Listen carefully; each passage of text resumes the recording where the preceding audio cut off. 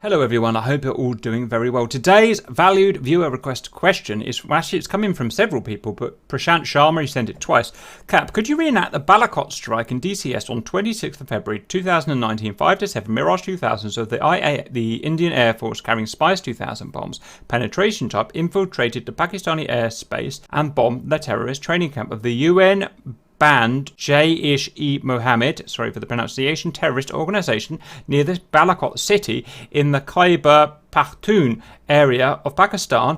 In the early hours, 5 bombs dropped, killing 200 terrorists. Layout of the camp, and we've got some link here. The first and important thing to point out is every time I do a video on India or Pakistan, it kicks up a massive fuss basically. That even the same video, the Indians claim me of being Pakistan biased and the Pakistanis claim that I'm being Indian biased, when to be honest, I'm completely so ignorant that I can't be biased because I have no idea even what they're talking about. All I'm going to do is just go to Wikipedia, hoping that it's the most unbiased source, because the Indians want me to read their side, the Pakistanis want me to read their side. I'm just going to go here, assume that it's the least biased, and hope for the best, because depending where you read about this, you'll get a completely different story.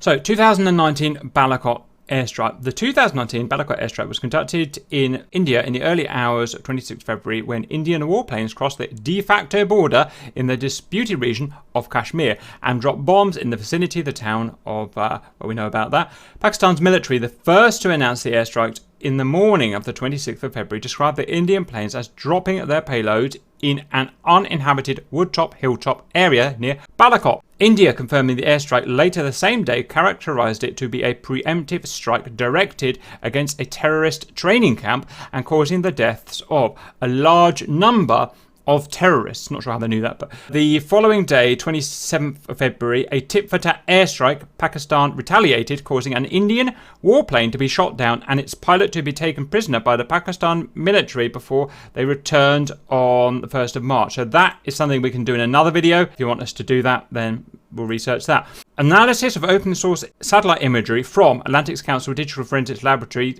that place there, has concluded that India did not hit any targets of significance on the Jabba Hilltop site in the vicinity of Balakot. I'm not saying anything, I'm just saying that's what this particular site says. On 10th of April 2019, some international journalists who were taken to the Jabba Hilltop in tightly controlled trip arranged by Pakistan government found the largest building on the site to show no evidence of damage or recent rebuilding. The airstrikes were the first time since the India-Pakistani War of 1971 that warplanes of either country crossed the line of control, and also since states have become nuclear powers. One thing you say about it is bloody India's got some big balls to do that strike. That's one thing we can say. Lots of information if you're here or other sites, but we're just going to read about the bits we need to reenact it. So on 26th of February, Pakistan announced Indian aircraft in its airspace, but asserted that the Indian fleet was intercepted, causing them to retreat, to release their bombs, which hit an open area, and to dump their fuel. So the Pakistanis say that the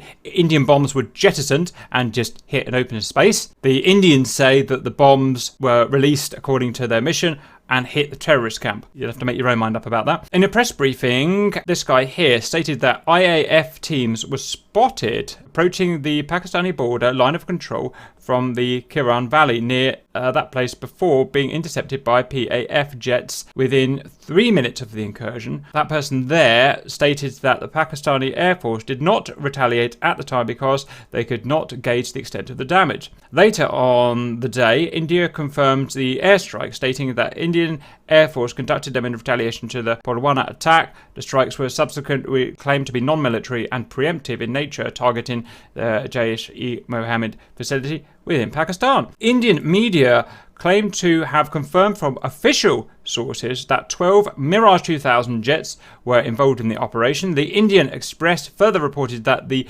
Mirages were carrying Spice 2000 and Popeye precision guided munitions, that they were supported by 4 Sukhoi Su-30 MKIs, Netra, Falcon early warning radar, an IAI, and Illusion 78 for refueling.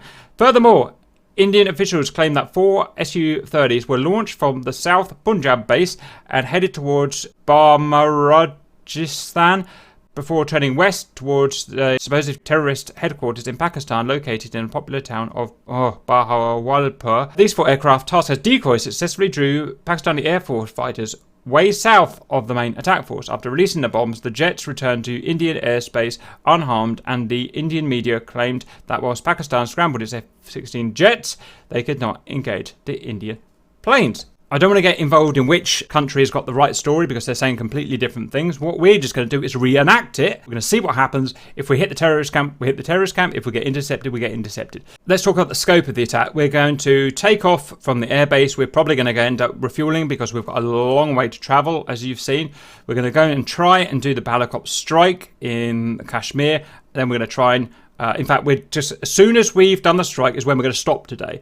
The reason is we've actually already done another video, as we were requested previously, covering from when the jets had done their strike and tried to RTV, which was when they get shot at by SAMs and chased by F-16s. So we've done that in another video, the second half if you like, and I will link that in the video description so you can go and see the second half. This is just the first half of the strike, is what we're going to do today. So that's the scope. Next, let's talk about the aircraft that we have. Mirage 2000s. We do have Mirage 2000s, however, we have Mirage 2000Cs. They have, in India, Mirage 2000H hybrid versions at the moment, which is, if you like, somewhere between, a bit of a Frankenstein, somewhere between a C version and a Dash 5 version, as far as we can see. For all intents and purposes, it's near enough.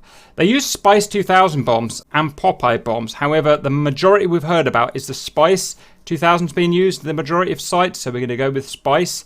We can also emulate it pretty well. This is a smart, precise, impact, cost-effective weapon. It's basically an electro-optical / GPS guidance kit fitted to a normal bomb, a Mark 83 £1,000 or a Mark 84 £2,000 bomb. We don't have the Spice, but we do have something that, for all intents and purposes, can be very similar. So we're going to use that, same warhead, similar guidance kit. We've got the Illusion IL-78 in there already. We've got near enough early warning. We've got the Pakistani fighters. We've got the JF-17. We've got the F-16. We've got the Su-30s. So otherwise, everything should be pretty much damn it accurate. One quick look at the supposed terrorist camp here. So this would be in Kashmir. We can see this is pretty much a hilltop, and we can go and emulate it pretty well. It says likely impact points and stuff, but again, I'm not getting into that. Okay, guys, please take off. Get in the left-hand circuit of the airbase above the clouds, and I'll see you up there. Here you go.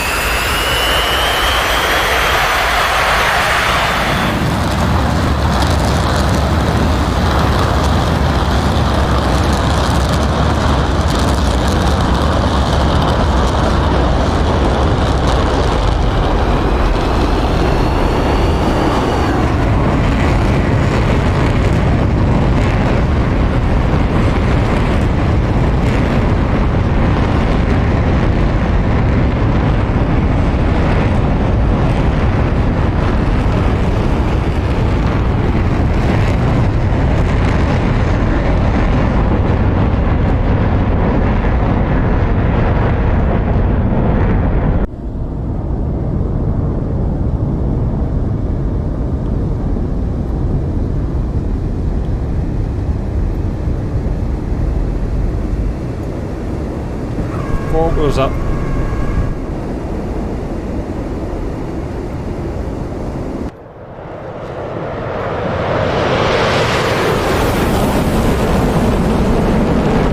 Okay, we've been flying for 40 miles now. We're running low on fuel, so we're just looking for the tanker to refuel.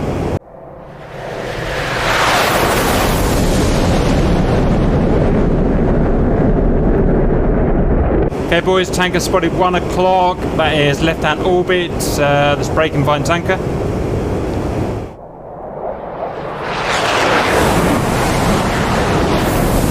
Yeah, steep turn. Yep, I'm now speeding up. Roger. I would be pushing more than 300 knots to catch up. Roger. Left. No garage. Maybe not. Now I'm set right. Why haven't the tanker turned on his nav light? I don't know, he's being a bitch, isn't he? Yeah. He's in a 30-degree bank left-hand turn. 266 IAF. Oh shit, the Reapers are behind me. Quick, get out of here. Oh yeah.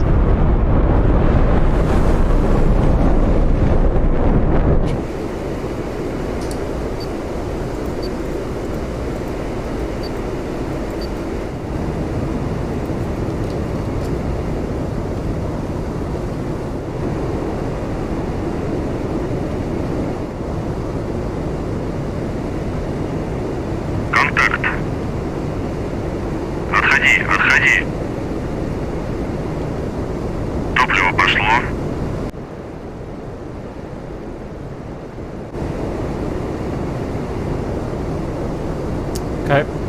Cap's full. Okay, battle comms everyone, we're off now.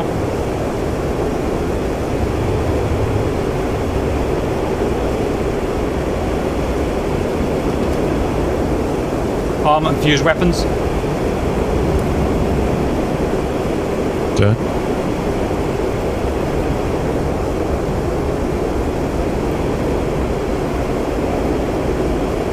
Already. 21 miles till target. 18 miles till target.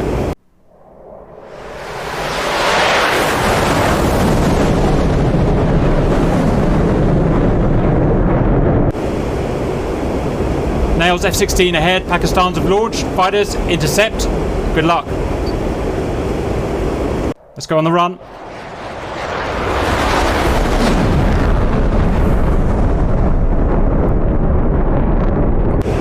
$13 miles to target.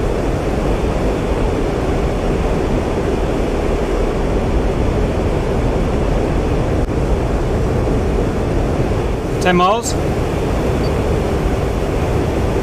Cap diving.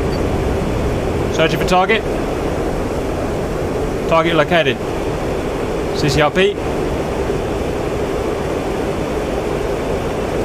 Target designated.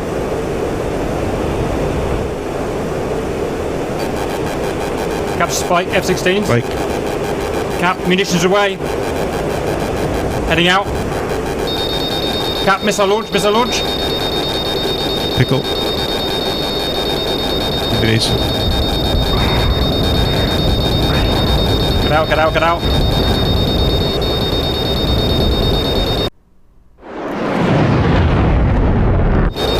Dump bags.